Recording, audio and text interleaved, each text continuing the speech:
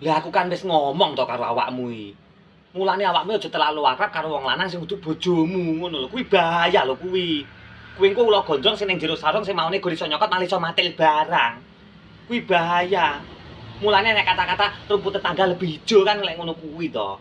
Mergo awakmu sing roh kekurangane bojomu, wis roh kelemahane bojomu, ora roh kekurangane tanggamu, ora roh kelemahane tanggamu, ngono lho. Mulane bahaya lek awakmu terlalu akrab karo wong lanang sing dudu bojomu iki bahaya tenan. Ngerti pura awakmu ki? Wong lanang ki los lho lek kadung sayang karo wong wedok ki. Laki-laki tidak banyak kata wae ki piye to? Wani adol gabah, wani adol sanyo, wong lanang ki ngono kuwi lek kadung tresno ki. Los pikirane. Mulane awakmu iki lek kadung ngelokne wong lanang, dasar lelaki garangan bajul boyo nyambik sampai sak kebun binatang metu kabeh wong lanang wis ora gentar blas. Lah mergo omahe mok gowo. Ya itulah yang namanya jika seseorang sudah menaruh perasaan kepada orang yang salah. Ngono kuwi lho wong lanang kok.